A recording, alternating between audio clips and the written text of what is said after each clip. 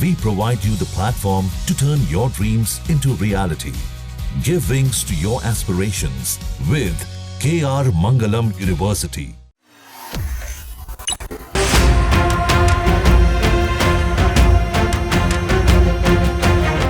पाकिस्तान की सेना इन दिनों एक गंभीर गोला बारूद संकट से जूझ रही है।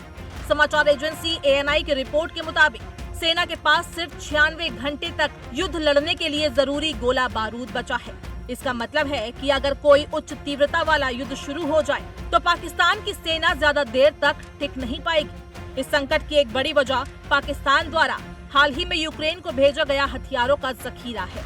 खासतौर पर 155 mm आर्टिलरी शेल्स की भारी मात्रा में आपूर्ति से पाकिस्तान के पास अपने भंडार खत्म हो गए हैं। ये गोले पाकिस्तान की आर्टिलरी आधारित युद्ध नीति के लिए बेहद जरूरी है, जो अब सीधे तौर पर प्रभावित हो रही है। पाकिस्तान की हथियार निर्माण company Pakistan ordnance factory POF, जो सेना को गोला बारूद उपलब्ध कराती है, वो अब पुराने उपकरणों और सीमित उत्पादन क्षमता के कारण घरेलू मांग पूरी नहीं कर पा रही है। POF का दावा है कि उसकी प्राथमिकता घरेलू जरूरतें हैं, लेकिन वर्तमान हालात में वो असफल रही है।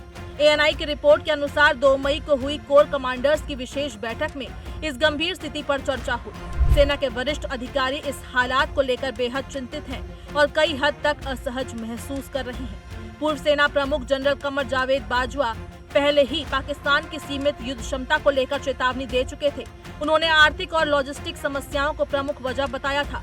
पाकिस्तान की वर्तमान आर्थिक स्थिति, जिसमें महंगाई चरम पर है, कर्ज लगातार बढ़ रहा है और विदेशी मुद्रा भंडार गिर रहा है, इसने हालात और भी बिगाड़ दिए हैं। इस संकट के कारण सेना को अपने प्रशिक्षण अभ्यासों को रद्द करना, राशन में कटौती करना और युद्धाभ्यास स्थगित करना पड़ा है, क्योंकि ईंधन की भारी कमी है। बढ़ते खतरे को देखते हुए पाकिस्तान ने भारत सीमा के पास नए गोला बारूद डिपो बनाना शुरू कर दिया है, लेकिन जानकारों का कहना है कि जब भरने के लिए गोला बारूद ही नहीं है तो इन डिपो का कोई रणनीतिक फायदा नहीं होगा।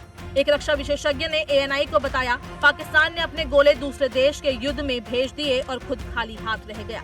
ये एक आर्थिक लाभ के लिए उठाया गया कदम था, जिसने दीर्घकालिक रणनीतिक नुकसान पहुंचाया है। ये रिपोर्ट ऐसे समय में सामने आई है जब भारत और पाकिस्तान के बीच तनाव चरम पर है। खासतौर पर 22 अप्रैल को पहलगाम में हुए आतंकी हमले के बाद, जिसमें कई लोग मारे गए थे, इसमें ज्यादातर पर्यटक थे। इस हमले के बाद भारत ने पाकिस्तान के खिलाफ कई सख्त कदम उठाए हैं, जिसमें सिंधु जल संधि को निलंबित करना, अटारी इंटीग्रेटेड चेक पोस्ट को बंद करना और दोनों देशों के हाई कमीशन स्टाफ की संख्या कम करना शामिल है। भारत सरकार ने सभी पाकिस्तानी नागरिकों को दिए गए वीजा रद्द कर दिए हैं और उन्हें 30 अप्रैल तक भारत छोड़ने का आदेश दिया था। साथ ही पाकिस्तान एयरलाइन की उड़ानों के लिए भारत का हवाई क्षेत्र भी बंद कर दिया गया है। इसके अलावा पाकिस्तान के जहाजों के लिए भी भारतीय समुद्री क्षेत्र को बंद कर दिया गया है।